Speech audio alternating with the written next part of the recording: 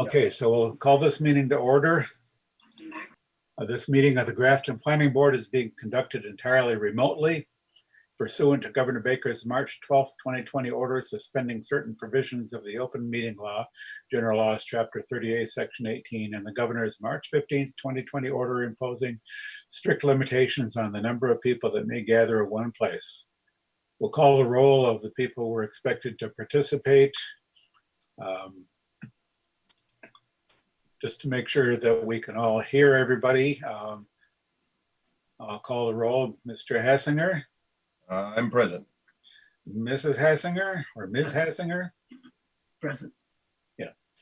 Mr. Venkatraman, Yes, sir. Mr. Wood, Here. Mr. Dave, Present. our staff, Mr. McGoldrick, Here. Ms. Allward, Okay, fine. Here. and we have as one of our guests, Mr. Kelly from Horsley Witten. Hello, everyone. And I see Bob DeToma listed on the screen here. I assume Bob is taking care to see that everything goes well. Yeah. Moving on to our agenda. Oh, wait a minute. Let me continue a little bit. With my script such as it is, please note that this meeting is being recorded as well as being hopefully broadcast live on Grafton Community Television Government Channel. Participation by the public for the public comment agenda item in the public hearings will be via the Zoom Q&A feature. And that will be managed by our planner, Mr. McGoldrick. And make sure that when you ask a question or make a comment, make sure that we know who you are. If necessary, that means typing your name as part of the comment if you weren't able to sign into Zoom with a recognizable name. And we will read and respond to comments at the appropriate times. And as usual with meetings of this nature, every vote will be taken by a roll call. So getting into the agenda, our first agenda item is public input. If there is any member of the public who is present and wishes to ask a question or make a comment about an item that's not currently on the board's agenda, now would be a good time to make your concerns known.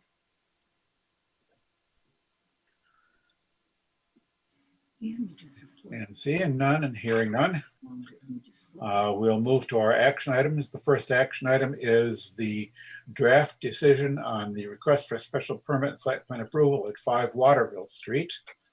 The board has posted to the website is a draft decision. This one is fairly straightforward compared to some. I will note that the only observation I had regarding the draft decision was that the applicant had requested a series of waivers. The board does need to vote to grant the waivers, and the record of that vote needs to be included in the decision.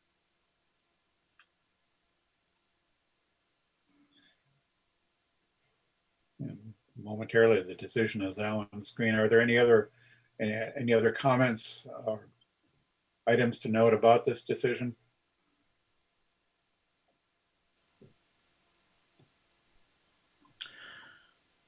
Nope, I think just the findings, we just have a vote for the findings, the waivers as you discussed, and the decisioning conditions. It's as you noted, it's a fairly straightforward decision.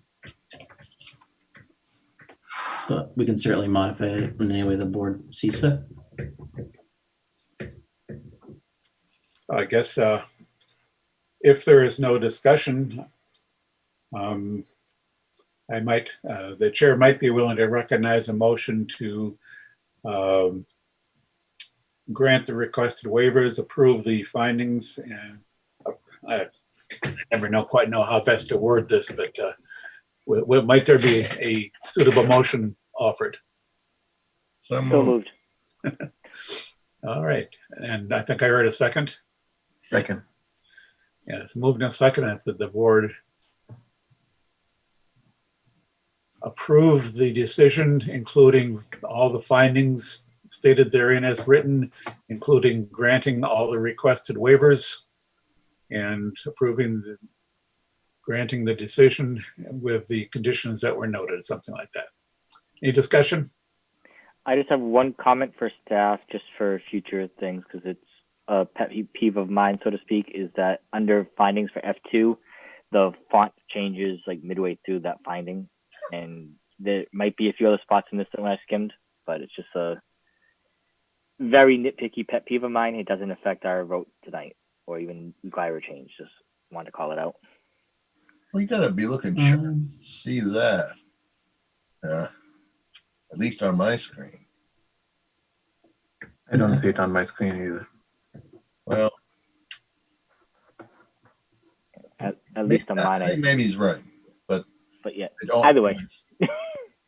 I'm sure that Chris could just dive right in there and find out what fonts he's dealing with. Maybe we don't have to worry too much about that. mhm. And like I said, it doesn't affect our vote tonight. I'd be happy to pass this even as it's exactly right now. It's just I wanted to I'll comment on it. I'll take a look at the font when I do the final edits for the vote. Yeah, on the PDF that was posted to the web, it looks okay to me. You know, that's what I'm looking at. And it's entirely possible it's something on my Linux screen too, but I don't know why. But anyway, yeah, not a big deal. We'll move on. Any further discussion on the motion? Hearing none. We'll put this to a vote. Mr. Hassinger, Aye. Ms. Hassinger, Aye. Mr. Venkatraman, Aye. Mr. Wood, I and Mr. Robbins, aye. Declare the motion carried unanimously. We'll move on to the second action item. This would be the draft zoning language and zoning map update for 27 Upton Street. This would be the new Gateway Village Mixed Use District. Yep. So I'll let Nathan Kelly discuss if there's any additional commentary that needs to happen. Just as a refresher, we're looking for this to be scheduled for a public hearing to then be placed on the warrant. So that was some of the discussion that we had at the previous meeting. And we wanted to continue that discussion till tonight to decide if it would go on the warrant. Yeah, so I have a couple of comments, but I'll ask first if anybody else has anything they want to discuss related to this.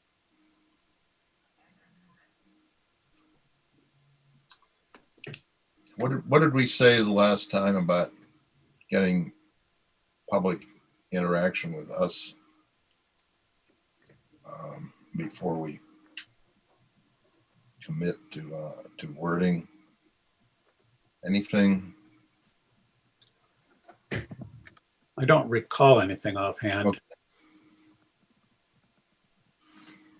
And it was only a week ago, so we haven't had a lot of time to circulate this with the rest of the public. But I do believe we mentioned last week that this, although the specific language in here is relatively new, this basically was developed from I think a couple of public forums and some other public participation that basically reached the conclusion that mixed use along the lines of what's being proposed in this zoning was the most desirable reuse of this piece of property from the public's point of view. Do we know how the selectmen feel about it, or EDC, or any of those? We did get a letter of support from the town administrator's office. So they are requesting that we move forward with this. With this language? This Correct. Yeah. And again, this is just to place it on the warrant. We can still adjust the language as needed as the kind of public hearing process goes forward. So we're really asking for a public hearing. And as, question, Chris, my only question was just going to be is, did we have that letter of support from the town administrator's office in our public record somewhere that we would have seen? 'Cause I don't recall seeing it in correspondence or in the stock. So not that it's strongly material, but it's still the kind of thing I would like to Mhm. see when possible. Let me just see if I can pull up.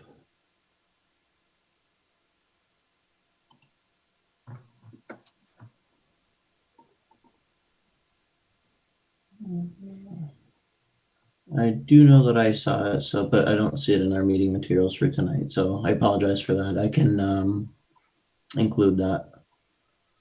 Yeah, that wouldn't hurt to, have that as part of our record. And Yeah. as noted, we will be, this will be the subject of a public hearing on, was it June 8th that we discussed last time or at the last meeting? June 8th, we discussed as a probable public hearing date. Yes. I believe that's correct. The Soonest that we can, do it, and yet that's about the last point we can too. Before That is, I mean, with our meeting schedule, the only two, as of last Monday, the only two dates that that we have between now and town meeting are May 18th and June 8th. And May 18th was not, we would not be able to publish the required legal notices for a May 18th meeting. So June 8th is our only choice. So we'll have to do that. But as far as the substance of this is concerned, it's true that we can revise the language after we've submitted this to warrant. Ideally, the language we put on the warrant is the language we vote on. It has happened in the past that as a result of the public hearing, we've proposed some changes. But we'll do the best we can to get, to have language that we submit for the warrant that's as good as we think we can make it right now, knowing that we can, if necessary, amend it. As far as the content of this is, there are a couple of things I wanted to bring up and talk about. One is the proposed language in section 12.2.4.1, which basically is the rules for calculating the number of units of affordable housing required in the project. Horsley Witten has proposed basically replacing the language we had, which was a fractional unit of 0.5 or greater shall be deemed to constitute a whole unit, with some alternative language that in some cases raises the minimum just a little bit, depending on how you calculate fractions. I had a bit of a hard time reading the proposed language, and I would like to suggest an alternative wording that I think is a little bit more straightforward. At least it is to me. So we're looking at the language that's currently there, and not sure where it is relative to what you have on the screen there. Is it 12.4.2.1? 12.2.4.1. Oh, sorry. So, there, that's that big paragraph in red right there. And I would like to suggest an alternative wording, which basically, I'll read it. I could either share my screen if that could work, or I can post it to chat so everybody can read it. If I stop share, you should be allowed to. All right, let's see You if I should be allowed to bring it up. post it to disabled attendee screen sharing. I might. Let me see if I can allow it.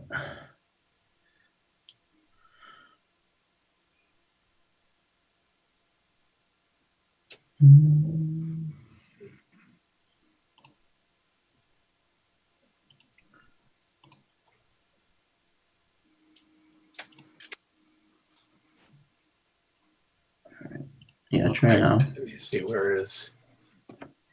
There it is. So this is an alternative way of stating what I believe is the exact same thing. the minimum number of units of affordable housing required within a project shall be the smallest whole number that is greater than or equal to the total number of units multiplied by the applicable percentage. So that's the statement, and then the example is using the same numbers and coming up with the same result. But at least to me, this is easier to read and understand. Okay. Are you saying round down? I'm saying essentially rounding up from even the smallest fraction above. The smallest number that's greater than. Okay. Yeah. Yes. I'll say for me, your wording, Dave, is definitely clearer, and I'd be happy moving forward with that. Great. Let's do that. I could offer an alternative. The smallest whole number that is not less than the total. Not less than is exactly the same as greater than or equal to. You want to be picky. Only in the world we live in, Dave. Okay, so yeah, I'll send this language in. I'll send this language in so we can incorporate that. I think I agree in principle, and I'll stop sharing my screen here. Yeah, I agree in principle with the intent here, and it's just, and I like it because in some cases it makes sure that there are certain cases where it might make a difference between meeting our 10% or not, or meeting the 25% or not. So that was my one suggestion for a change. The other thing, I just wanted to note a couple of places where in the use table, where this Gateway Village Mixed Use District is a little bit different from the others. Some of those differences, they're different, but it doesn't strike me as being unusual or problematic.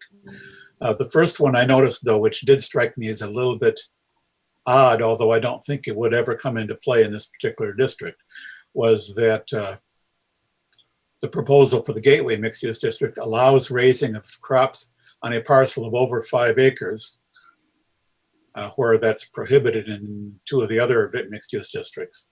This particular parcel is not much more than 5 acres anyway, but Nate, if you had any thoughts about why this was included that way, I'm just kind of curious. My understanding, so there's a couple of things here, but it really comes back to the statutory protections. So in Chapter 48, which is the Zoning Act, in Section 3, you have a number of uses that have special protections. And agriculture on parcels that are over 5 acres, and then there's a revenue number associated with that. But basically, no city or town that is subject to the Zoning Act, that's everybody but Boston, can unreasonably restrict agriculture on parcels that are 5 acres or more. You really can't regulate them in the way that I think you've been doing. So we set that particular requirement here because I think that's consistent with the statutes, and it's something that you can look back on for your other districts. Yep. Oh, that makes sense. I think we had touched on that statutory issue not too many years ago with respect to our zoning bylaw, and I off the top of my head, I don't remember exactly what we did to deal with that, but yeah, that makes perfect sense from that point of view. Just, I right offhand, I can't think of a whole lot of greater than 5 acre parcels that are looking to move into agriculture right now. We should be so lucky as to have more agriculture. That's one of the things we're losing. Yeah. Although there is a movement around, by locally Massachusetts produced produce, and so on. But I don't think it's a problem. It's just we say we can amend later, but the language that we vote on presumably tonight and submit is what will be published and what the public hearing will be on. So it has to be the starting point at town meeting. We can't change it. The only way to change it is to amend while town meeting is taking it up. And we always try to, I think we've always tried to avoid that. It Yeah. doesn't usually go well. Yeah, but I think, in reviewing the use table, I noted several cases where this district is different in some way from the other districts, but this was the only one that kind of raised a question in my mind, and I think the answer here is, ultimately, to be consistent, our zoning bylaw should not appear to be regulating agriculture in a way that the state law doesn't actually allow us to. And so this particular entry in the use table is an example of lining it up with state law, whether or not anyone ever will actually propose such a use here. Other than that, there are a few other differences in the use table, but nothing that struck me as being something I wanted to discuss or question. Yeah, my overall thought as well for where you saying earlier, Dave. Well, first off, I don't have any other concerns in this. It says it exists right now, but my only question is that if there are changes that we deem we want to make during the public hearing process, I think it is within reason that if they're not extremely substantive in nature, we can just make them and have a printout of the updated wording and some minor pros on what the wording is for the town meeting. And then the alternative piece is if something is substantive, then we can always choose to pass it over at town meeting and bring it back for fall. I don't think there's I don't think we're gonna need to do that, but that's my feeling. So I'd be happy to move forward for spring. Yeah, I think also, go ahead. I think also it might be a good idea to try to push the EDC to give a letter of comment, hopefully support, because the more that you have from the town on that kind of thing, the more the voters are going to look at it as if it's a serious issue, a serious piece. So I think it's important to get input from the EDC. Yeah, that's certainly true. And maybe from the select board and in town administration, everybody who's down there at town hall is trying to get some business use into town and bring in revenues. Yeah, I think absolutely. Yeah, I'd agree with that 100%.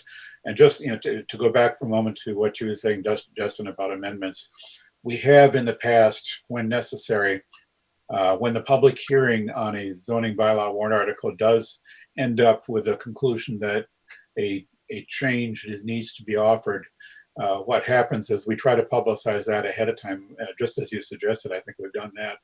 And then the motion that we read on town meeting floor is the motion with the changes, and the planning board report that accompanies the warrant article also notes the changes that are being proposed and why.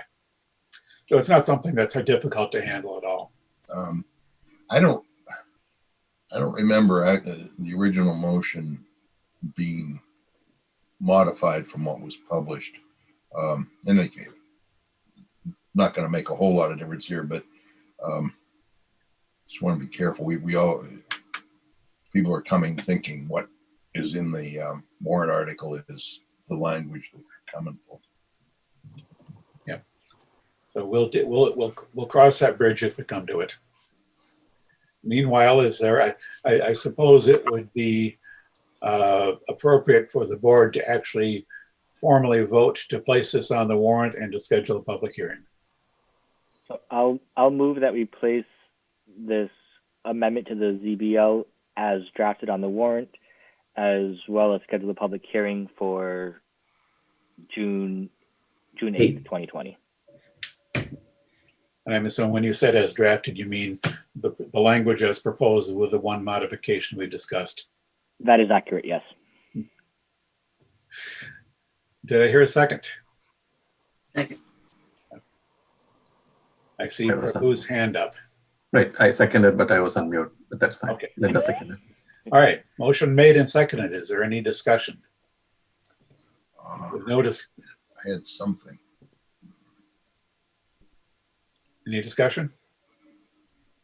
I'd like to raise one point if I could, Mr. Chairman. One of the questions that I had raised in the commentary that we do want to try to get an answer to is whether or not this parcel might be subdivided before it goes out for sale, because that has some effect on how we might want to draft the density provision. So if the parcel is 7 acres versus 4 acres, that will sort of affect what kind of density number the people may be comfortable with at town meeting. To be honest, from a practical standpoint, the density number isn't super important because the parcel is highly constrained and there's really only so much you can do once you have to put in the parking spaces for any residential developments. But just from the perspective of, the developer, any future developer knowing what they're working with and what town meeting might be comfortable with, I think it would be great if everybody understood whether or not the parcel was going to be subdivided going forward. Yeah, there is a potential impact on how we might want to define the density requirement. Which depends, as you say, depends on whether the parcel will be subdivided. I will note, for the purpose of comparison, that for the standard multifamily zoning, we have a comparable density requirement, and that density requirement does not take into account how much of the property is developable versus how much is, say, wetlands or constrained in other ways. So in our existing multifamily density requirement, the density allowance is not affected. I mean, you can have a lot of wetlands, and put it this way, you could have a lot of wetlands in the property and you still get your density based upon the size of the entire parcel. So consistent with how we currently define density for multifamily, it applies to the whole lot regardless of how much is developable. It's a question worth raising, particularly worth raising with the town administrator, who's kind of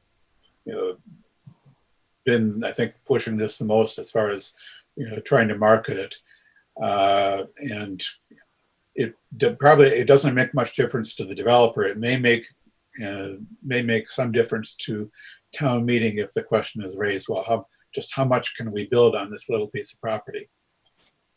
Yeah, we've had folks on our design team sketching out development concepts to just sort of kind of test the bylaw, and again, you can't even really achieve the maximum building heights that this allows because of the constraints, and when you kind of park things and get all that done.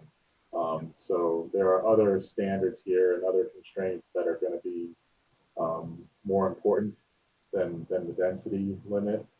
But it's just something for us to make sure we all understand how it works. Yep. So it sounds to me like when we reach out to the other boards from whom we'd like input and other officials, that we ought to at least make this part of the conversation so that there's some understanding of whether it might turn out to be important to further limit the density in the bylaw. But for now, I think we've got something that we're ready to push forward, and we got a little bit of homework to do between now and town meeting. So Chris, will you forward me the language that the chairman has put together? I'll get that. Yeah, I'll do that. I'll send that wording to you, and then you could forward it on. All right. Any further discussion on the motion? Hearing none. We'll put this to a roll call vote as usual. Mr. Hassinger? Aye. Ms. Hassinger? Aye. Mr. Venkatraman? Aye. Mr. Wood? Aye. Mr. Robbins, aye. Declare the motion carried unanimously. And we have one more action item on our agenda, and that is to determine whether the board wishes to submit, well, let me take a step back. It is now officially 7:31. It is time for the the one public hearing that was scheduled for the agenda tonight. This was a continuation of the request for special permit and site plan approval at 165 Worcester Street. And I believe I heard someone say that we have a request from the applicant to continue this. Yes, so the applicant did request a continuance of the public hearing as well as the decision deadline. Even though those are suspended, that was given, so. And did the applicant have a suggested continuation date? They left it open to the board. So the continuation date is the next available date, which would be The 18th. the 18th. And then if we were going to set a decision deadline, I mean, they left it open, so we can leave it open as well at this point. But I expect with the ZBA and other boards coming online that we'll probably need until the end of June. Yes, my reviewing what I can remember about this, we last held the public hearing on this back in January 27th. And the way we ended that hearing was the planning board did not want to take any further action on this until the planning board knew what the zoning board's decision was going to be on the variance that applies to this particular project. So until the ZBA is able to act on that variance and we get a written copy of their decision, there's really not much we can do about it. And so if the applicant is comfortable for us continuing this to our second meeting in June. Their request was for the next available meeting, so yeah, so we would they would be asking that we continue it to the 18th. Okay, and potentially we'll have, depending on whether the ZBA can act between now and then. I know they were scheduled before the ZBA last Thursday night, but I don't know if that happened, and if it did, there's no record of a decision yet. So I move that we grant the applicant's request to continue the hearing until our next available meeting, which is the 18th of this month at 7:30. Second. moved and seconded that the board grant the applicant's written request to continue this hearing to our next meeting, which is May 18th. Discussion of the motion. Hearing none. We'll take a vote. Mr. Hassinger, Aye. Ms. Hassinger, Aye. Mr. Venkatraman, Aye. Mr. Wood, Aye. Mr. Robbins, I declare the motion carried unanimously. This hearing is now continued. And the May 18th is shaping up to be a fairly busy meeting unless we get further continuances. All right, so we'll back to our action item agenda. This next one is something that we can probably dispose of fairly quickly, as it turns out. The agenda item is to determine whether the board wishes to submit a warrant article for the Springtown meeting to increase the number of recreational marijuana retailers allowed in the town of Grafton. We discussed this at some length a week ago, and there's a question about whether we might see a citizen's petition to do this very same thing. And it is my understanding that a citizen's petition has been circulated, has been submitted for certification of signatures. The board could still, at its option, choose to submit this warrant article on their own as well. Or the board could choose not to and be comfortable that the citizen's petition will succeed in putting the question before town meeting. And any thoughts from the board? You've heard more than I have, although I kind of guessed that was happening from some things. But we don't necessarily have any input saying, please still go ahead, planning board, and do it, do we? I have heard nothing. I've heard no requests or no expressions of a desire to have the planning board proceed to submit such a warrant article, given that there is the warrant article from the citizens petition. My question is, I know last week we talked about having Chris, on behalf of our board, reach out to the different retailers that were looking to open business, and in addition, possibly the EDC directly to try to get a comment, and other people, other boards in town, to see if there's anything that anyone wanted to say on the record for us. I don't see any correspondence from any of them. Has there been anything come in? No, there is not. Okay. Okay, and I will, Go ahead. from a procedural point of view, this would not be a zoning bylaw amendment, so it does not require the planning board to hold a public hearing or write a report on it. The petitioner might possibly be interested in knowing whether the planning board supports passage of this warrant article, but I would not say that that is something the planning board has to decide, certainly not tonight. Whether the board wants to take a position one way or the other on the article, we can give that some thought, assuming the article makes it to the on the warrant. And we do have a Q&A. I was just gonna say, if I may, right before you say about the Q&A, Dave, is Yep. that if the feeling, non-formal feeling of the board is that we might be supportive of putting our board's name to the article, I'd be still in favor of voting on that, but I'm not going to push that strongly now that we do have a citizen's petition that is, recorded. And you may go ahead with the Q&A, because I was going to mention that as well. Okay, the question is from the petitioner, as it turns out. Yeah, so this is from Bruce Spinney for the Q&A. He's noted he would like to present the article before the board at the earliest, seeking endorsement. Fine by me. I'd say, I wouldn't turn him down. Yep.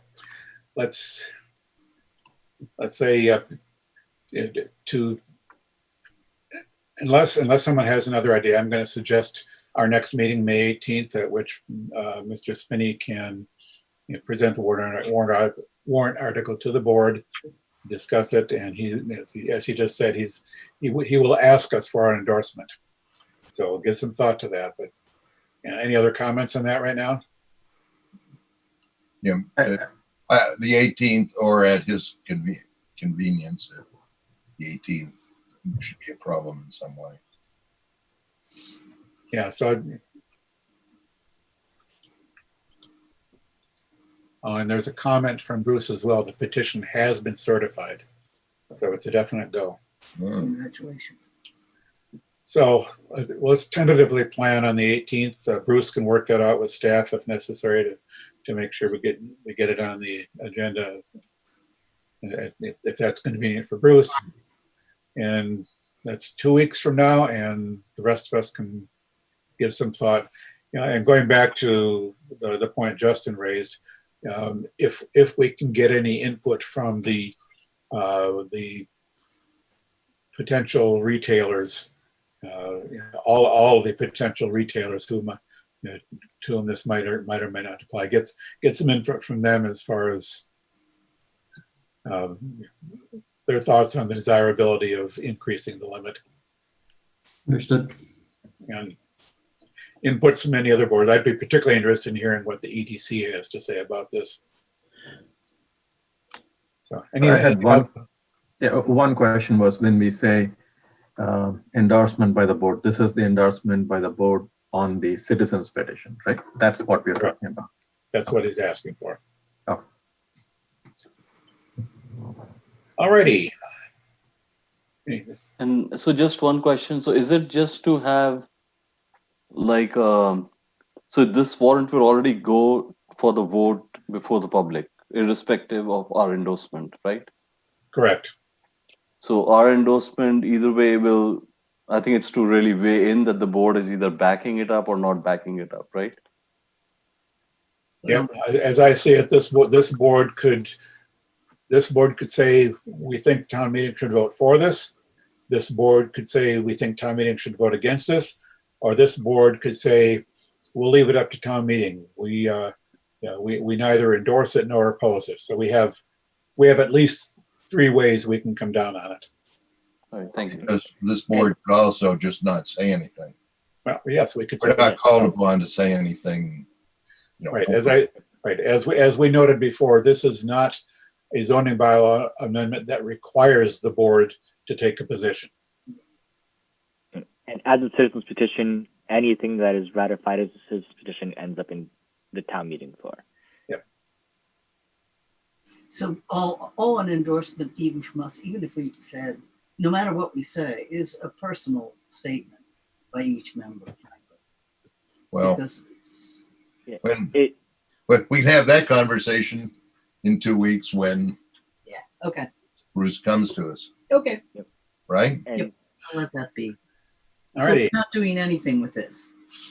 Yeah, I don't know that we need a motion or anything. No, at this point, we don't need a motion, but you know, when Bruce comes before the board and asks for endorsement, that would be the time when we either make a motion or choose not to. As Bob said, we can do nothing. So we'll talk about this more in 2 weeks. If we can move on then. We've done our action items. We have 2 discussion items on the Mill Redevelopment Overlay District. I think last I knew, we were engaging CMRPC to do some work for us. Is there any progress to report on that, Chris? So there's no progress at this point. I will follow up with CMRPC. I know that they have been working on it, and I did forward a lot of the documentation that we had and progress we had made so far. So I've sent that to them, but I don't have any update from the previous meeting. I heard reports just last Thursday about how it's going up there, and apparently they're finding themselves being very productive, all working from home. Things are really going well up there. They're getting more work and more hours out of the people. That's good. And everybody, everything's great. We'll see how it goes afterwards. So that's all we know, right? That's all we know tonight on that topic. The next discussion item is the ongoing subdivision rules and regulations update. The only thing I have to contribute to that since the last time we discussed it was I was able to put together a list of all of the potential subdivision rules updates that I could find in various plans and studies that have been done over the years, going back to the comprehensive master plan. I put those together in a document on the website. I've not done anything more with that, but that's something we're going to be, sooner or later, we're going to want to review that and think about what some of those suggestions mean. Some of the suggestions and recommendations made in some of these studies are really pretty vague, and I don't know how to translate them into actual subdivision rule updates, but there are some things to think about there as we continue to move forward with this. Any other comments or thoughts on that at this point? I have one point of one question regarding the traffic. I did try to read through it. There are about 135 instances of traffic, the word traffic, in the subdivision rules. Is there an overall guideline? How does the planning board need to look at traffic? Apart from the traffic study piece, is there something more comprehensive just from a traffic perspective? Because what I see is 135 instances across almost every section. There is some reference to traffic. I mean, yeah, the traffic study is the required piece, and I mean, that's something that typically the applicant's engineer does.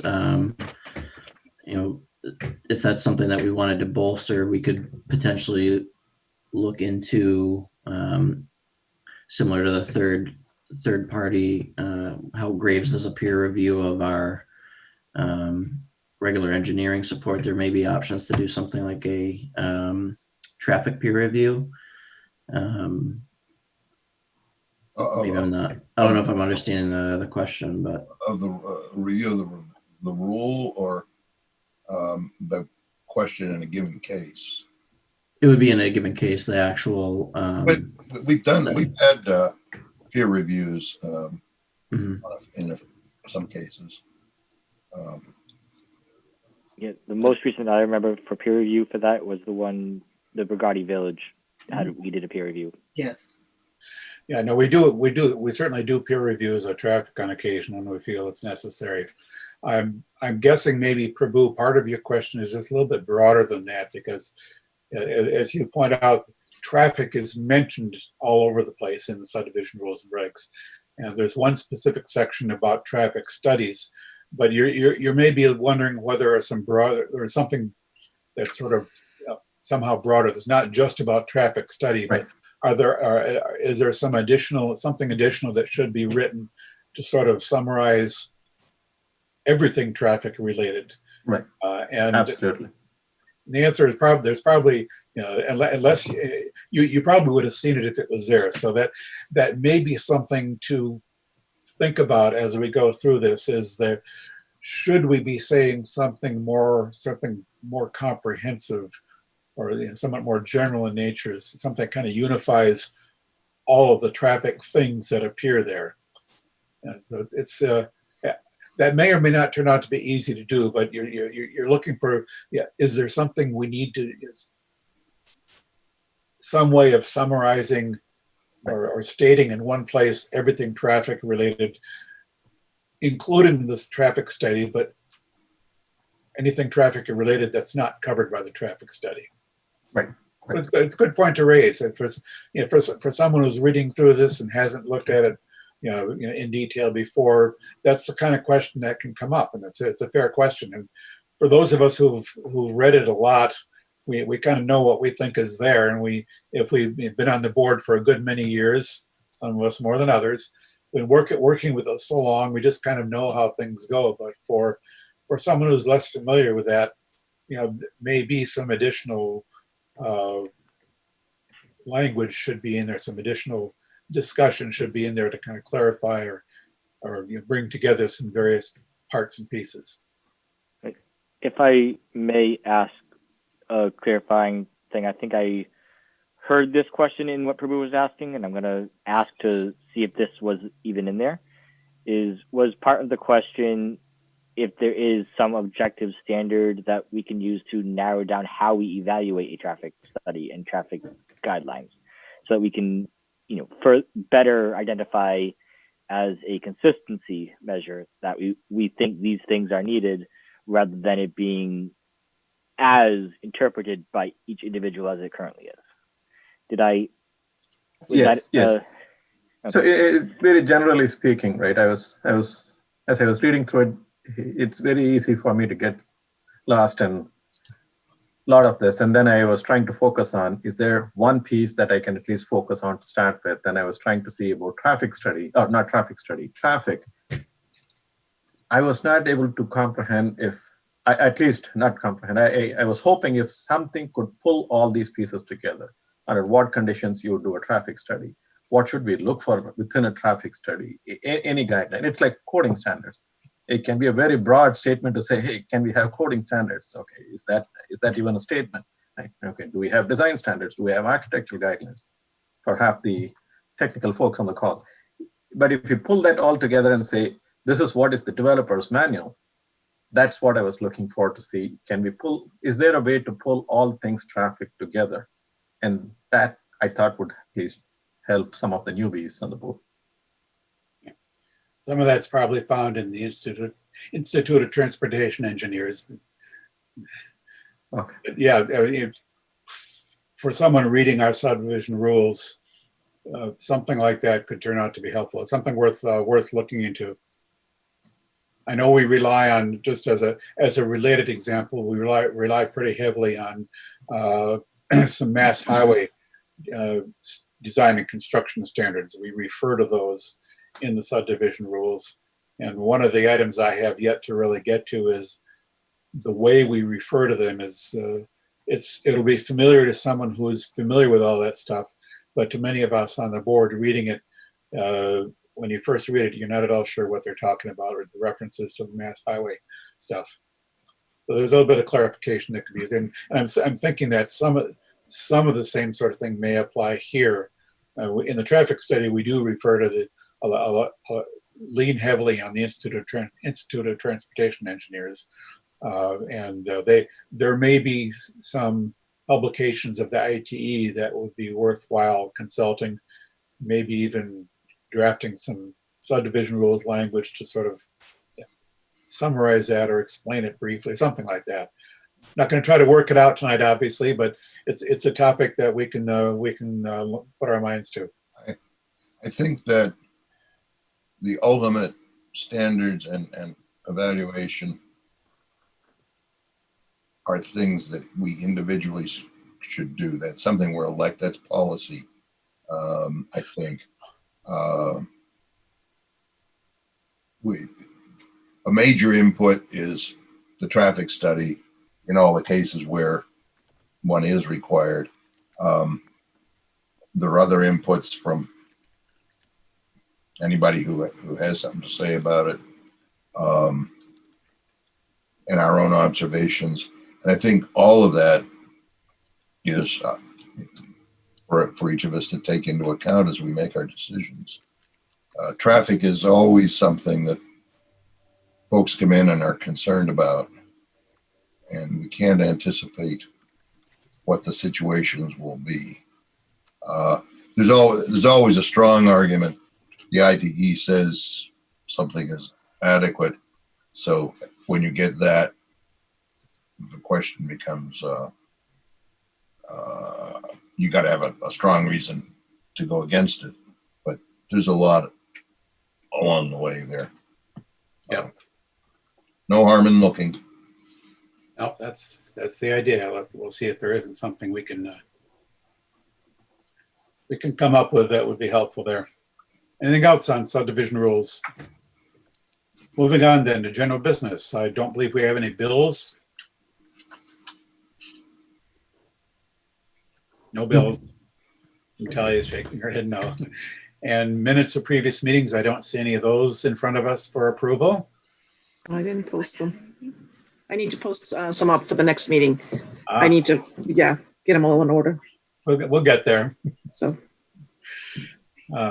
do we have a staff report? Nothing that other than what's on the agenda tonight.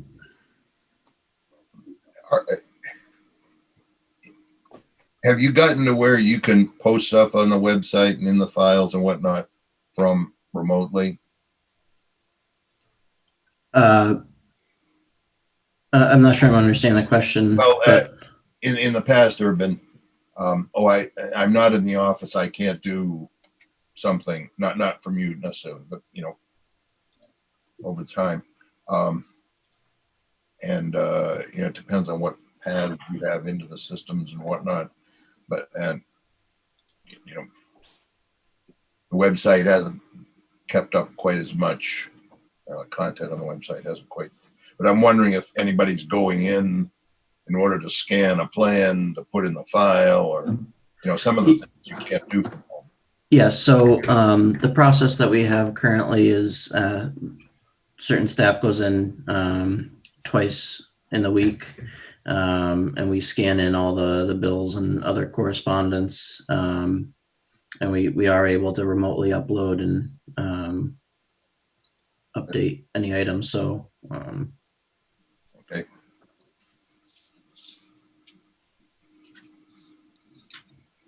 Anything else by way of staff report? I didn't see much in the correspondence that was uploaded to the web. A couple of letters of opposition to the retail of marijuana, some of which I think were referenced, maybe even read into last week. But I think they were all received prior to last week's meeting. I didn't see. I think Natalie got at least something posted.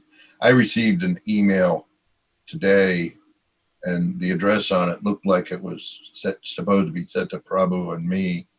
And it starts off by speaking to me and Linda and everybody else. So it was a little confused, but it was a input to the discussion we had about the marijuana.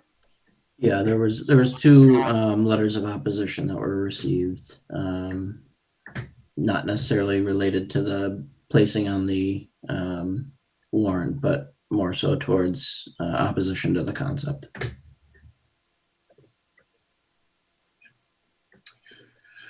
Okay, if there's nothing else to discuss with respect to correspondence, reports from planning board representatives and town committees and CMRPC. I actually have one for a change. With my open space and recreation plan committee, planning board representative hat on, the long-awaited open space and recreation plan appears to be substantially complete. I think I've been working with Trish Settles up at CMRPC. She picked it up after, there's various staff changes over time at CMRPC. They've been, supporting us a lot on this over the last couple of years. But anyway, between Trish and me, we've got we think we've got a final draft that's in very good shape. The next step is for the Open Space and Recreation Plan Committee to review that draft and approve that, at which point it comes to the planning board and the select board for letters of endorsement, and it goes to the state for the state's approval. So Yes. Hopefully, Chris, we can get a meeting together of our committee. Yeah, so just as a quick update on that, I have reached out to members to get responses on dates and times that would work, familiarity with meeting methods such as Zoom and Google Doodle Poll. So I did get two responses, which is not as many as I'd hoped, but I'll continue to follow up. So I expect that meeting to take place and then be forwarded to select board and planning fairly shortly. I do want to keep a quick pace on reviewing the OSRP plan, because I do know that some of the grants do become eligible in June, and I'd like to keep that available to hit those deadlines if they're not pushed. So Yeah, and you haven't been with us long enough to have tried working with this committee, but over the last year or more, it's been like pulling teeth to get a quorum of the committee together. And all we need now, and hopefully with Zoom, if we can do a Zoom meeting, it might actually turn out to be easier for everybody to have an hour of their time to meet. But yeah, we've found it difficult. We've been working on this for about 3 years. And so it's been quite an effort, but I think one more meeting of the committee and we can be done. Any other reports from planning board representatives and town committees and CMRPC? That's the library building committee, and I know I couldn't make it. It was at 4:30 today. It's midway through my meetings at work. But the last meeting, though, they did say that based on the governor's direction, construction work had to be stopped. But the remediation effort would still continue. So I don't have a final update, but I think the minutes are being posted. So Lisa Rice has published that. Once it gets approved, it will get posted. I'll share that. I think that might be of some material impact or understanding from a planning board perspective. There's a cost override, there's a cost increase, and we are already burned through, I believe. We burned through the contingency. So let me get the right numbers, right details, and I'll pass it on.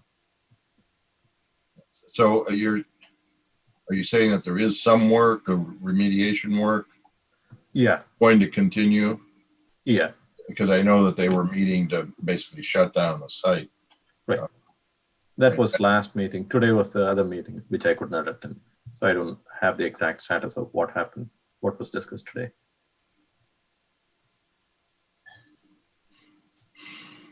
And on my end of CPC, I don't recall if I mentioned that they officially put the super park on the warrant article, but this past CPC meeting as well, we did formally vote on the amounts that would be asked at town meeting. They'll be using 250,000 from CPA funds from the budget reserve, and they're looking to do a 10-year bond for $700,000. So that would be 950,000 that will be appropriating from CPA funds overall, if town meeting votes on it.